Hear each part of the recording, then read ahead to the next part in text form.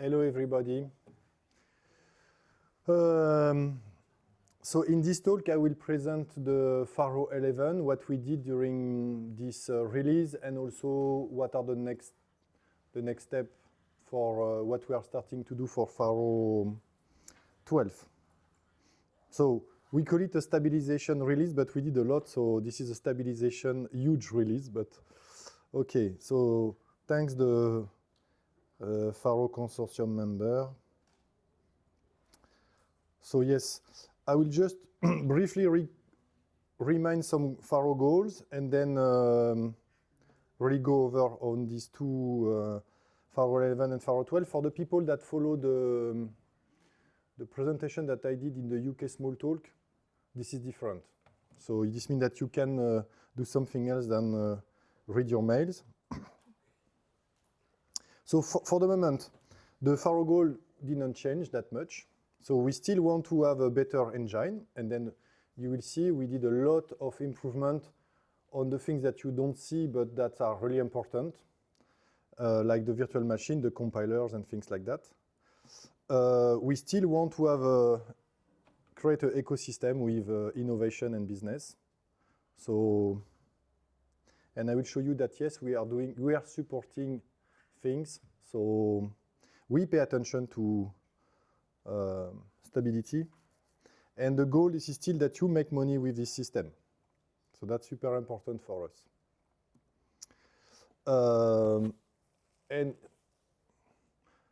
we are still in this vision that we want really a live programming environment and all the set of tools. And by the way, this is a super nice aquarium. You know, this is just one glass. This is 25 meters long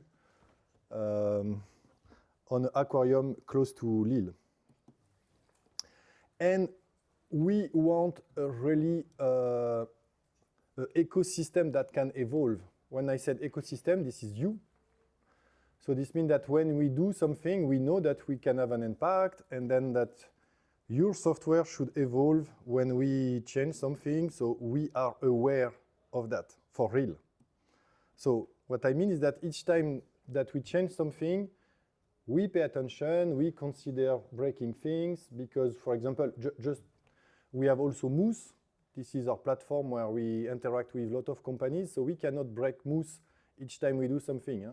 So don't consider that we are doing Faro and we don't know what we are doing. No, we know what we are doing, and we know the pain that it is to migrate stuff. Huh? So this is part of our life, basically. So some success stories. So I didn't want to mention the new ones. You can go on the website. There are some cool ones, like Groom, for example. So Groom, this was a software developed by Thales for room allocation in COVID time. And you can see all the rooms with the doors, and they could select, oh yes, I want to take this room, and things like that. So this is nice because it means that within Thales, during the COVID, they use Faro without knowing it. And like that, we will be able to do marketing inside in the future. So that's nice. Now, the key thing is that I don't want to go too much into detail. So, but if you have a success story, and by the way, a success story does not mean that you are the new Google. A success story means I wanted to create this wonderful application, and I was able to do it. We do not guarantee that you will have business success with Faro, else we will not be in this room, by the way. So don't hesitate. This is important. You know, for example, one guy said, oh yes, I am doing a flat renting software. Did that in 2 weeks and manage all these bills and things like that. And I said, oh, that's a success story because this is fun. And then we will restart from September a new stream of success stories that we accumulated over, like, for example, the Boeing museum ticketing system is written in Faro. They throw away the Java version, and now they have a Faro version. That's cool. So we will see. You will see, and don't hesitate to send us some success stories. So, Faro. You know, I realized that, and especially for some people, Faro, this is one line in an Excel spreadsheet. And they said, oh, Stéphane, why do you need all these engineers? And I said, yeah, but Faro is not one line. I know that this is one line in your Excel spreadsheet, but in my life, this is not one line in an Excel spreadsheet. So started internally to have a discussion on how can we express what is Faro, so that people, their mental model, can understand that is not one line in the Excel. So, and then we started a list. So I just want to share the list with you. Let's do it in a really stupid way because I like stupid things. So we have compiler, parser, runtime, class installer, cross-referencer, exception, collection. So collection, this is 180 classes. And this is one line here. Stream, package, literal, object, character, string, number, symbol, booleans, kernel environment, class, method, blah, blah, blah. Low-level concurrent abstraction. You know, this is, again, this is one line here. But in reality, this is more than one line. Huh? So you have process, semaphore, delay, scheduler, monitor. You want more?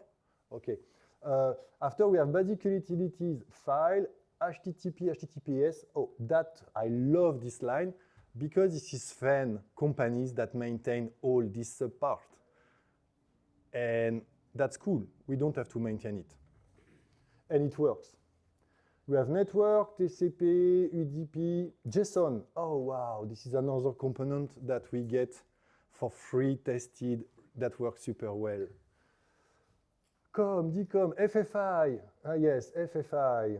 Character encoding. Yes, you know, all the language with this strange accent like French. But our accents are nicer than the other one. Huh? So, Taskit, the concurrent abstraction for managing process that you should not call the process by end, and you should use Taskit. Command line. After we have the infrastructure, oh, the Faro launcher, the bootstrap, bug tracking. You know, all these people that enter bugs and they never look at them anymore after years. And you said, what do we do with these thousands of bugs that nobody, what are the good ones? So we have to take care of bugs and trees. CI infrastructure, yes, we build Faro on 11 platforms. Huh? So magically, the machine do not update themselves. So they are elves. Huh? Christophe, it's okay, you are told that's okay. You just need the right elves that pay attention that the infrastructure is up to date and working and that we maintain the stuff. Yes, we have facing flaky test. You know, this wonderful test that break from time to time only on the server. That's a pain. We have non-standard architecture. This is to say the Linux mess. Oh, do you have the latest version of Linux ZTK? No, I have the ZTKK. Yes, blah is better than blue. Yes, we know. Benchmarks, we have a benchmark server that we will put in production for real benchmark. Maybe Guichet will say a word. Maintenance, update, running condition, deployment architecture. We have some drivers that we maintain, like the MongoDB, because suddenly Mongo decided to break things. The SQL, that's cool because we have Sven that manages that. Then after, because you know this is the first slide, huh? So pay attention, there are other slides. Huh? Morphic, now we are cleaning Morphic in low profile mode. We are looking at block in higher profile. You will see some presentation later. The Cairo canvas, the widget in Morphic. So we will have widget in Toplo in the future. The bridge to GTK with all the bugs that go with GTK. The application builder. All the layers of native event management. Because in case, so Roasal, so for the moment Roasal, this is more Milton that is doing it, but we make sure that if in the future Roasal, Milton is doing something else, then we will maintain Roasal, because this is part of the stuff. IDE, okay, all these tools.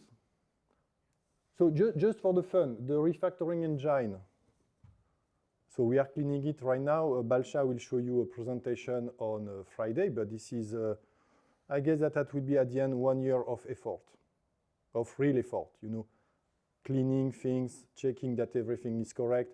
making sure that we can control that the fucking pop-up does not pop up in the wrong way when we don't want it with a message that we don't understand. That kind of things, you know, like why the preconditions are opening pop-ups. Surprising, huh? So you run a precondition, and then if the precondition is not correct, boom, you get a pop-up. How can we do modern UI interfaces with that kind of architecture? We will kill them all. But we have to do it. You know something that I like, this is that there is Git. So you know what I like with Git? This is when the Microsoft people are changing the API of the C library in a non-compatible way over holidays. Yeah, that's my favorite. You know, like, oh, Stefan, we cannot load our code anymore. Oh. Yes, and they just changed the stuff and said, why did you break things like that? They break things. And then we have to catch up and said, okay, no, the structure, they changed the C structure internally in a non-compatible way, and guess what? We have to maintain it. We have to think, oh, yes, okay, they changed these things. Okay, they break everything. Oh, it was not on our plan that they break something. So yes, so you see, so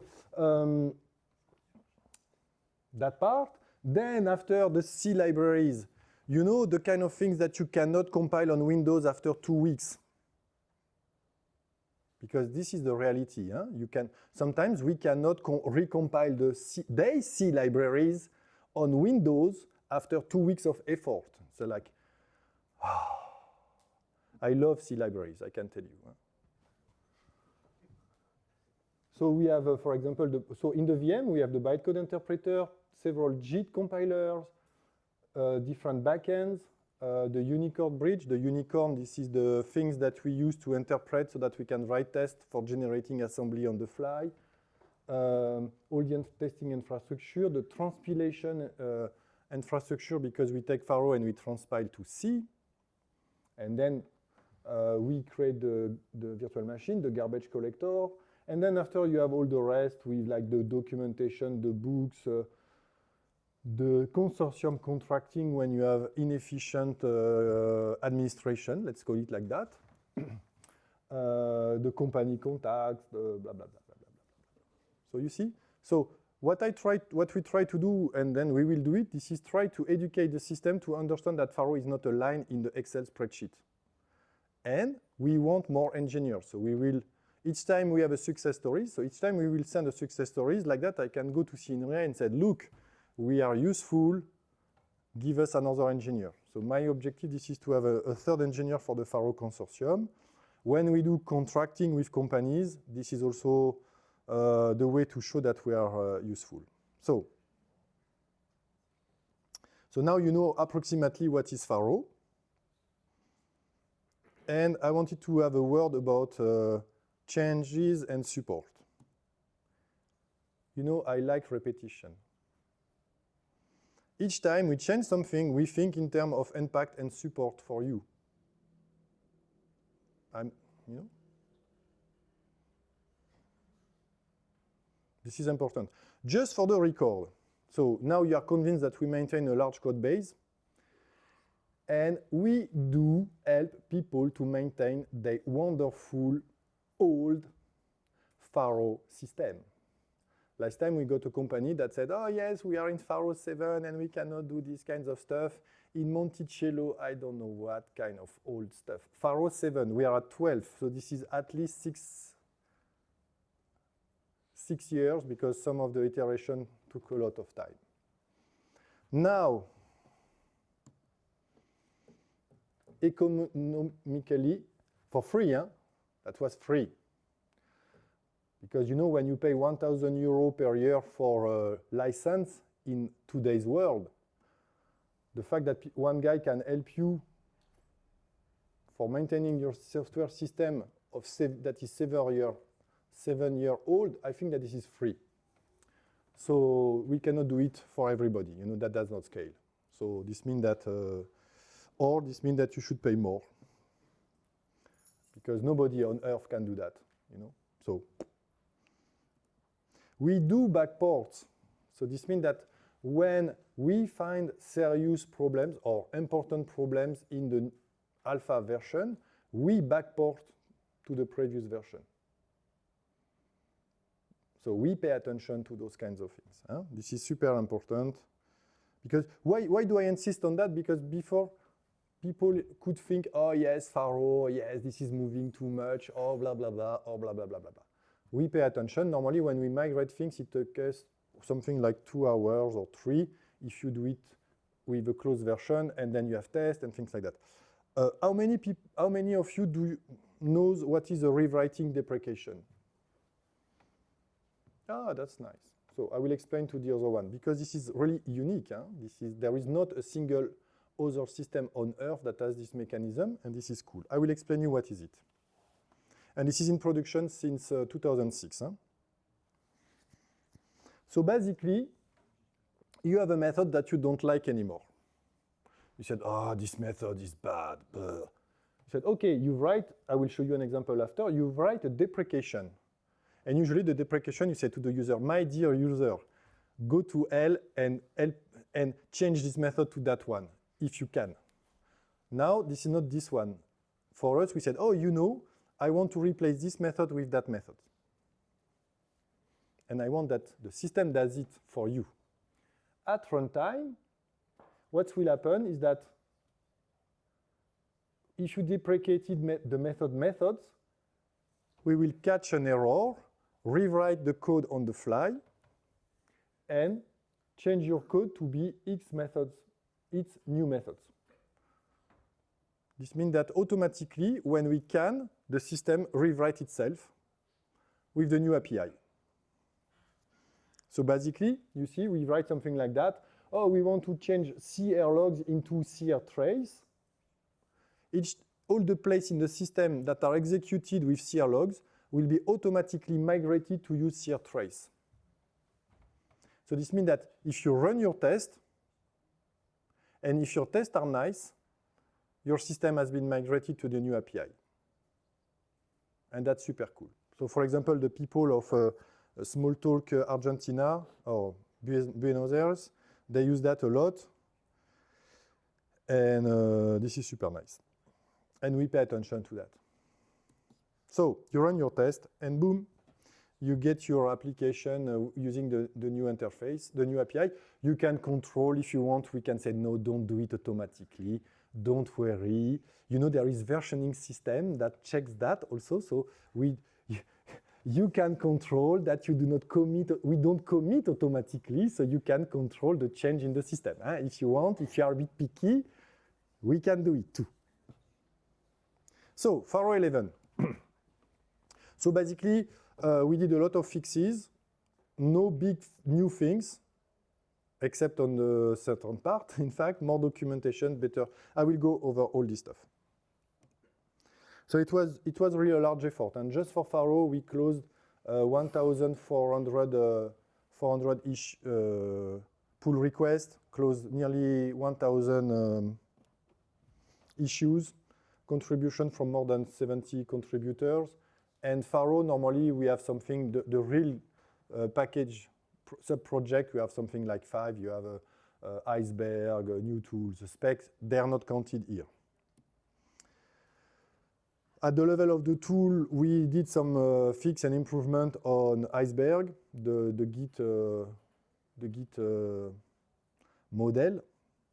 Because, I just do a parenthesis. The support for Git in Faro, this is not a file, just file outing something and pushing that to Git. No. This is a model that says, oh, you know, this image that contains some code, where is it from in my history of Git? And then you can decide, oh, maybe you want to update your Git local repository to be in sync with what you have in your image. And Iceberg will help you to manage that. Because I don't know if you realize that, but when you use Git with any Smalltalk system, you have 2 working copies. You have the code that is in your image as object, and you have the code that is in your local hard disk. And then you have the code on your remote.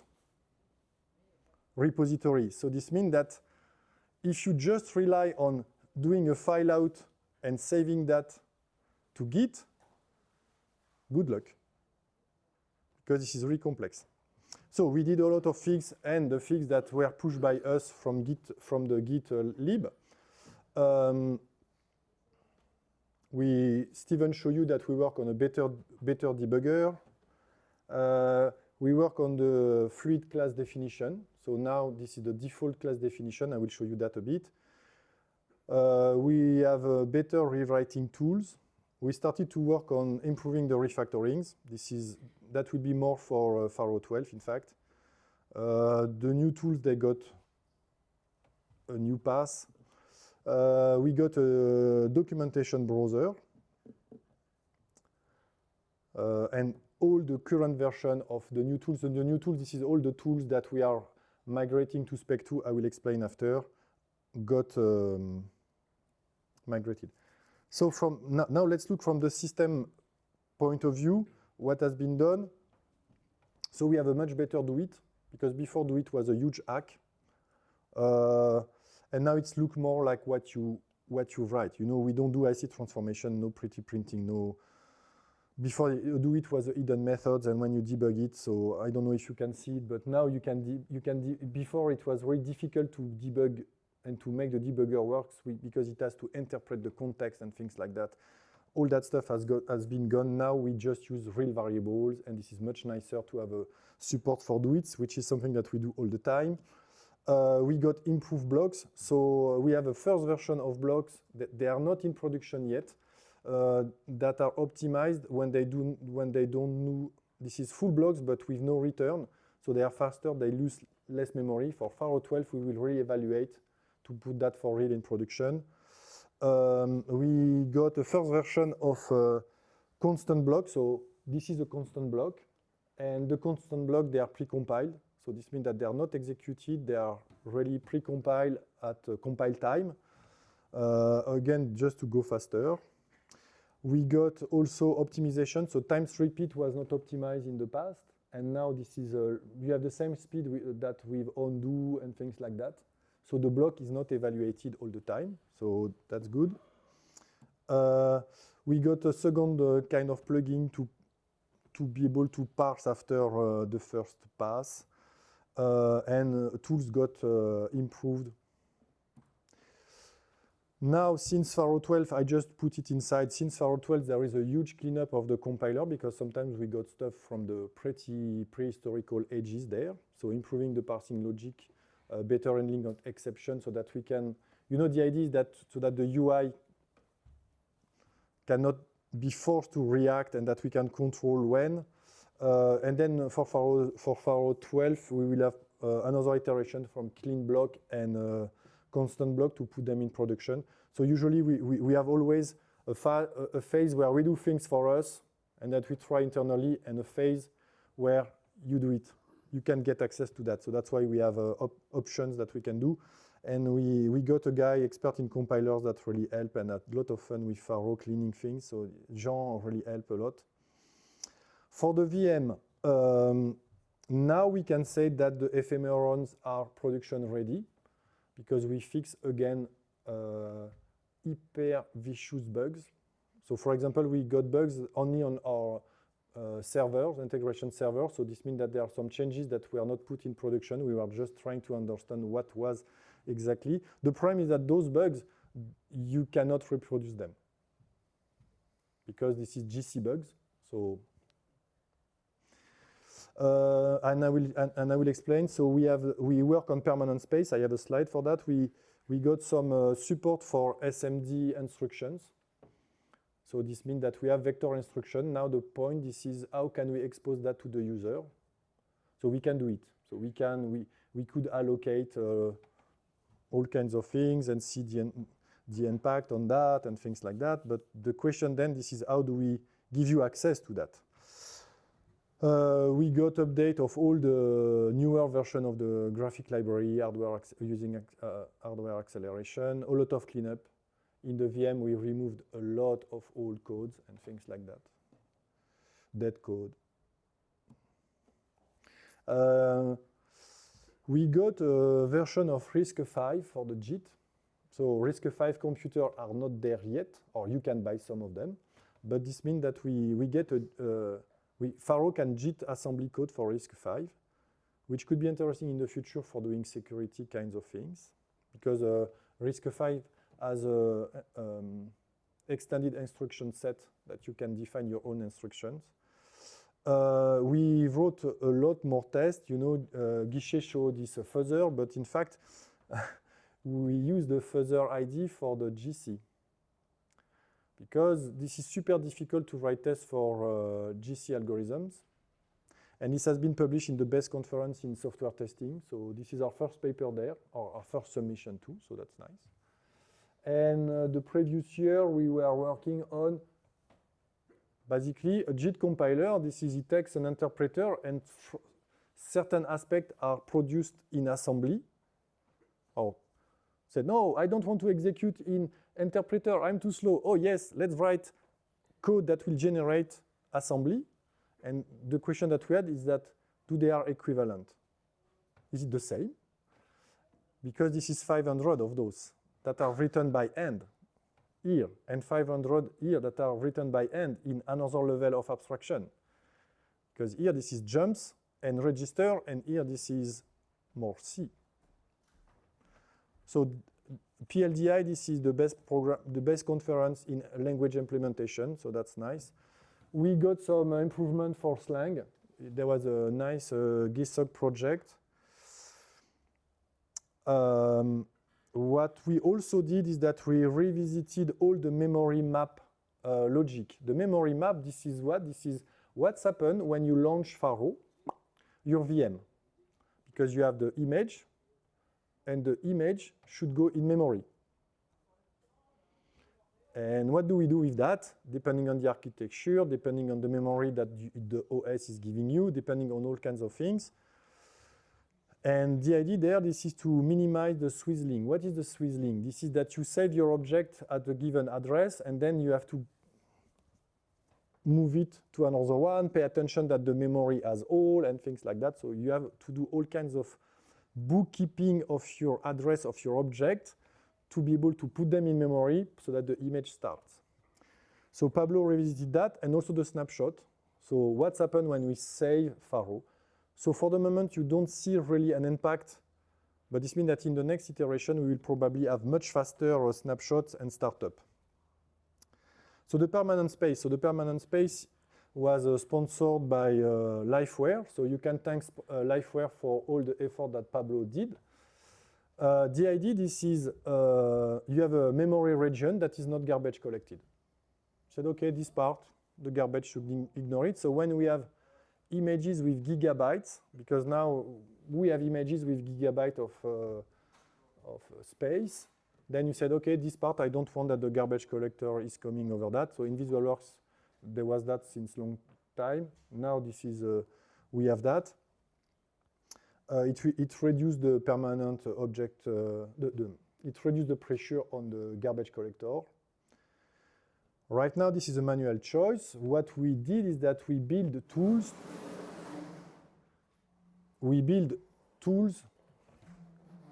Nawel, close the door. We build tools to help you to understand how you should put your object and where, so that you can take advantage of the permanent space. So if we see what the next iteration will be. So you see the benchmarks in virtual machine, they are always like sometimes a bit limited. This is that they have toys. And we want to have a real benchmark servers. So Guichet got a project funded by the Agence Nationale de la Recherche en France, only on benchmarks. So we want to have benchmark servers with real scenario and real stuff. We will probably do another iteration of the RISC-V. We are working on an ahead-of-time compiler. So ahead-of-time compiler, it means that it's not a live compiler. This means that you compile things, and then it generates things, and then you use the generated things.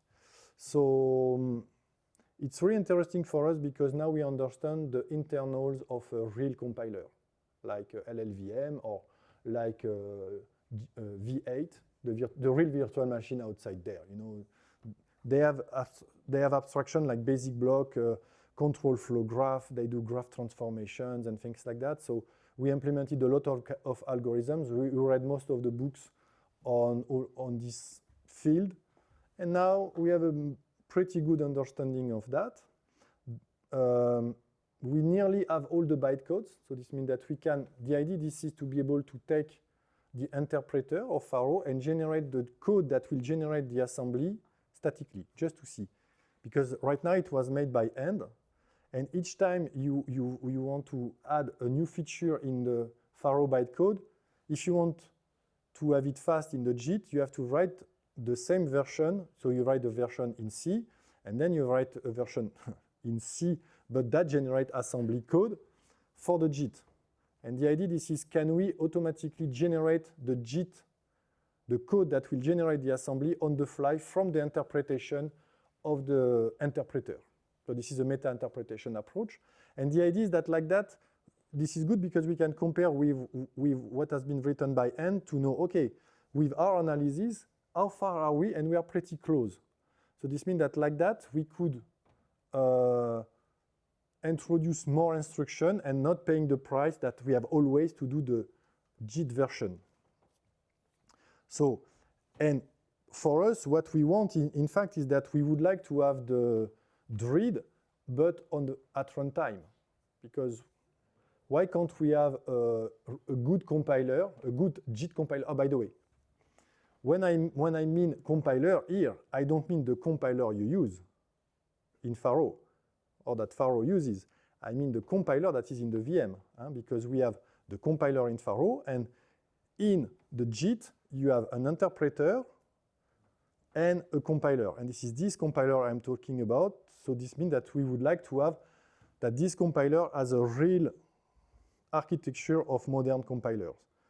And the point is that if you want to do it at runtime, better do it first statically so that you can understand the field, so that after you do it at runtime, because after, this means that everything that is written in Faro here should be translated and translatable to the C world, because in C, they don't have dictionaries. You know, they have a linked list.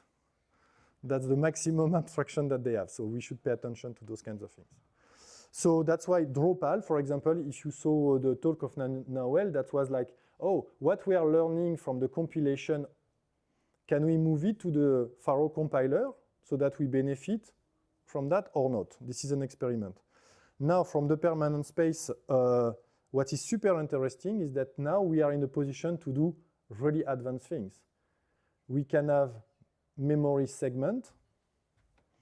This means that on big servers, on servers, we could share part of a memory. We could say, okay, if you have hundreds of Faro images that are served, they don't need to duplicate in memory all the same amount and then the same data or the same code or whatever, the same memory section. So we could, now we are in the situation that we can dream and do all kinds of things for the having faster snapshot, shared memory region. We could do maybe advanced security things like said, oh, this part should be encoded in a special way or things like that. So this is opening a lot of perspective, and we will see. Just what I wanted to show you is that when we are developing, you see this is there, this is a intermediate representation of our compiler. We have tools like that so that we can understand, because this is a control flow graph, sometimes we go from you can ask a demo to Nawel because this is super nice. And then each of the little dots has a different semantic. We know, oh, this is a jump, oh, this is a load instruction in a register and things like that, so that we get a bit faster to understand that. We saw people that use Emacs for doing the same kinds of things with LLVM. We don't want to use Emacs for doing those kinds of things. So this is not good. So like that, we can apply, here you see the code of the CFG graph of the Smalltalk code there in the inspector. Like that, Nawel can understand and also understand the result of the analysis of the algorithms on the graph. What I wanted to show you also, this is something that we use internally. that is assembly stepper. Because you need to have the register and say, okay, what has been changed? Where is my stack pointer? Okay, those are the register here. And then we can do step inside. And then we do it from Pharo. You know, we can do step, step, step, step. Oh, yes, I changed this register. Okay, this is, because the problem, this is GDB is cool, but we prefer this one. This one, I did it. So for the documentation, I will go fast. So now we have one format that is called Microdown to roll them all. So with that, we can do Microdown is compliant with codes because GitHub markup is bad. So Microdown is a subset and superset of GitHub Markdown. We use it for class command, for documentation, for books, and Casper really helped me a lot. So we have a new parser for Pharo 12. And you see, so this means that like that we can render. We could have a better rendering. In fact, the rendering is just we don't care because this is morphic, so this is ugly anyway. So, but behind the scene, we have Markdown, and then we can manipulate it. And what is fun is that we have class command templates. What are class command templates is that each class can have the responsibility to customize the template. So you see, so what you see here is that everything has been generated. This is the spec. When you browse the spec widget, we don't do the hierarchy in textual format. We have something else to do. Just a quick question. What's the long-term strategy for Microdown versus Pillar? Use one for one thing, the other Pillar is dead. Pillar is dead. Okay. So we use it, we maintain it, but all the books are written in Microdown. Everything is written in Microdown, and yes, but the Pillar infrastructure accepts books in Pillar and in Microdown. Like that, we can still compile the documentation and things like that. All the pipelines, the compilation document, the documentation, the document compilation pipelines support both. But in the long term, we will fade away the Pillar syntax. For the Fluid class, it works super well. So we are super happy. So you have a Fluid API. Like that, in Pharo 12, we will be able to remove the 40 methods that manage the optional argument in the class builder and the class definitions, because we were forced to have that before because of an explosion of the parameters, and now, nice. An important thing that is not on the screen is that this guy creates a class builder. So like that, I have the class builder in my hand, and I have the power to decide, do I install the class or not? And then we can start to have nice things. The problem is that usually in Smalltalk, you have this subclass. The subclass is doing a side effect on the system. Too late. This is too late. When you are there, this is too late. You know, the class is installed, the system send event, and blah, blah, blah, blah, blah.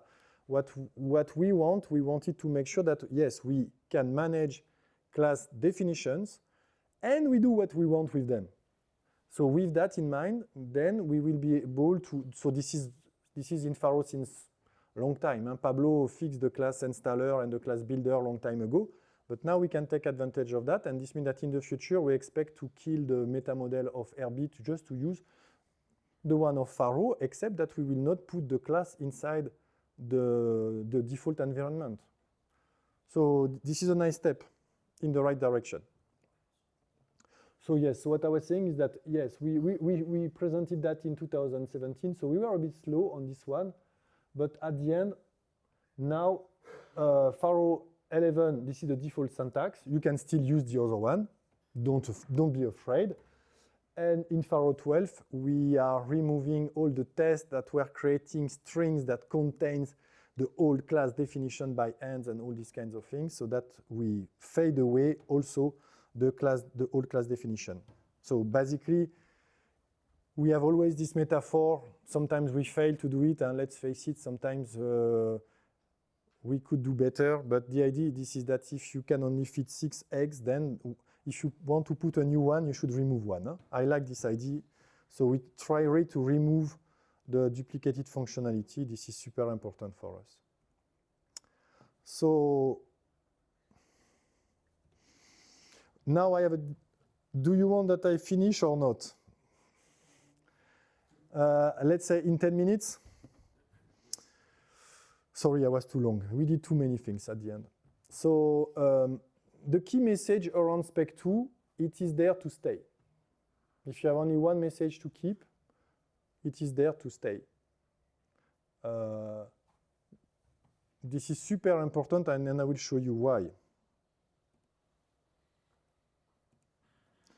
So, oops, I messed up my, oh, okay, let's try to do it in that way. So basically, in this iteration, we introduced new widget, new layouts, fix a lot of things, started to work also on the Toplo backend.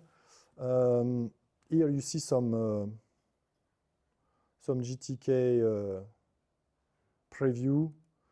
You see this is the launcher in GTK, some textual games. This is a universe navigation system.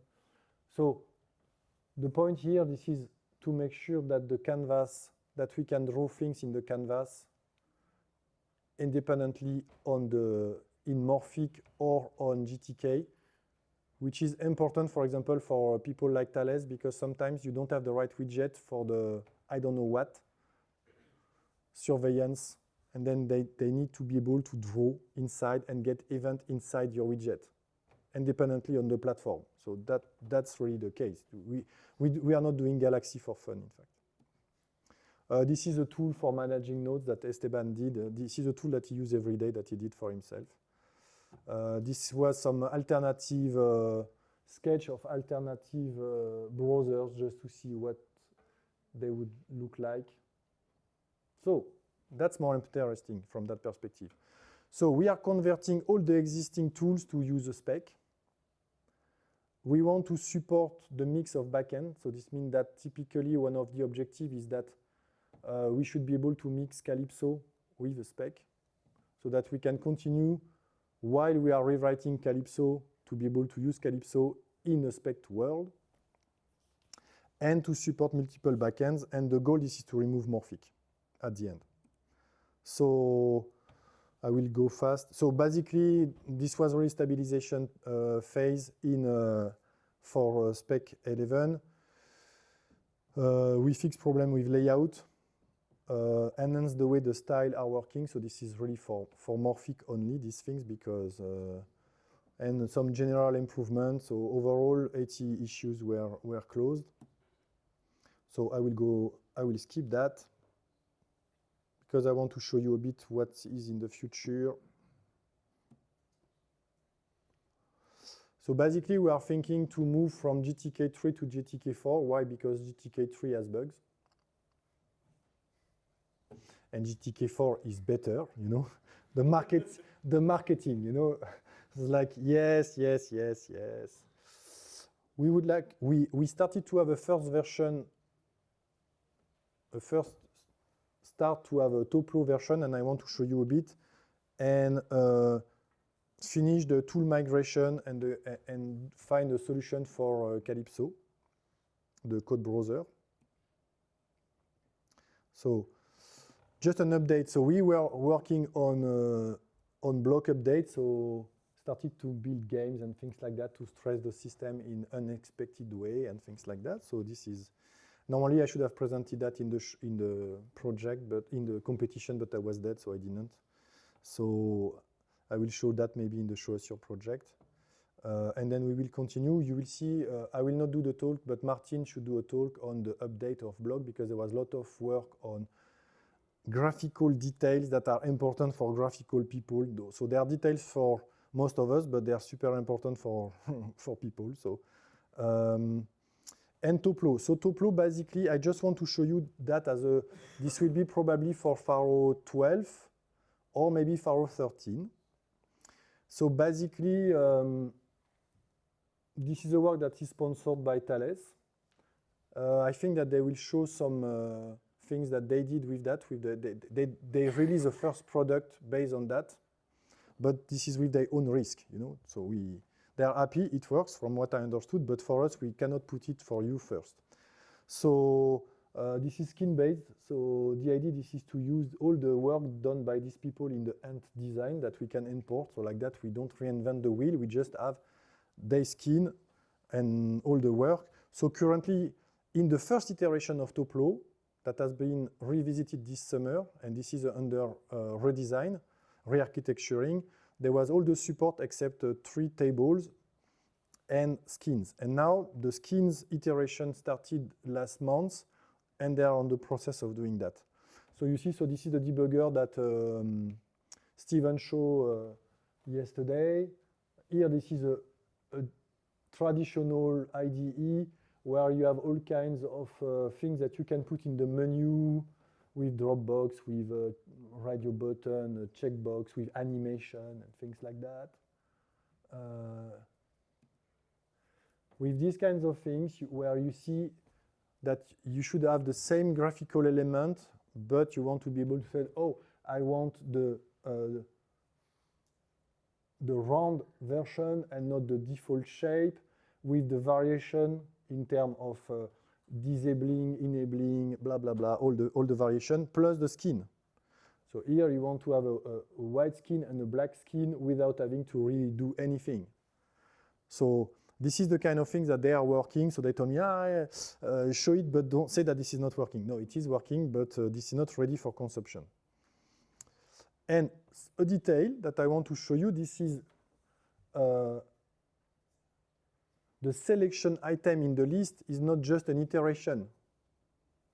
Because you see, 6 here, this is one selected item. But 2 and 3, they are 2 items selected together, and they form a group. This is what we have on Mac. Huh? Before, in Faro or things like that, when you do a multiple selection, this is just an iteration. You know, it's like the system does not know, oh yes, I have a bubble and I put the nice thing. So for me, I'm sensitive to these kinds of things. So I like that the selection in Toplo are like modern UI. So I just wanted to show you that. We will get more. So basically, the first thing that we will do probably in October, this is to continue to work on the spec backend because we want to have all the Faro tools using the new widget. So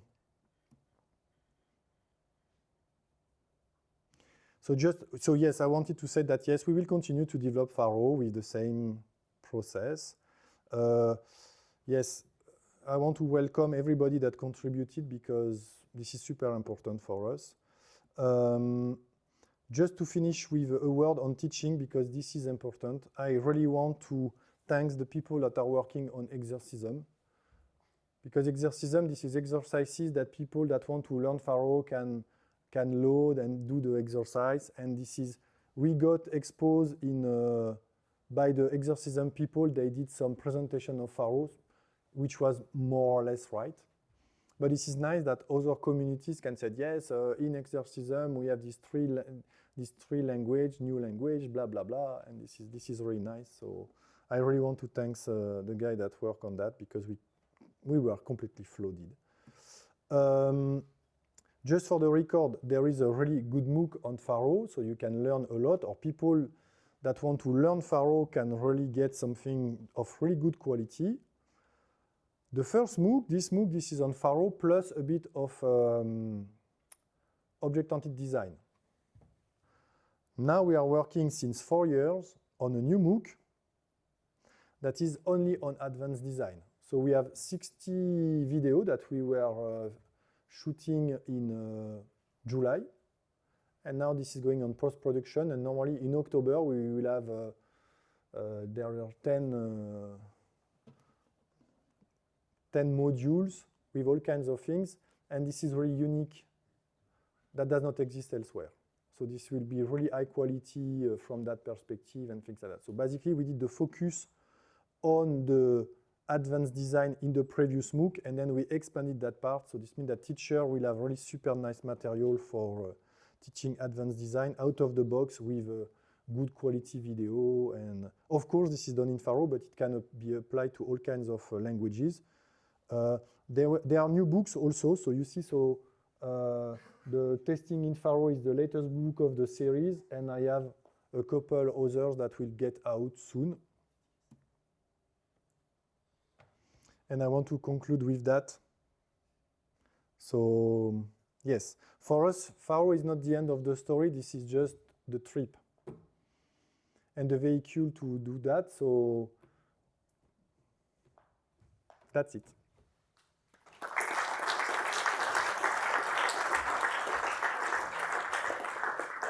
I can answer some questions, and then we go for the coffee break.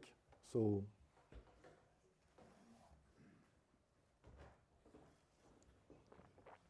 okay. So, talk to me if you want.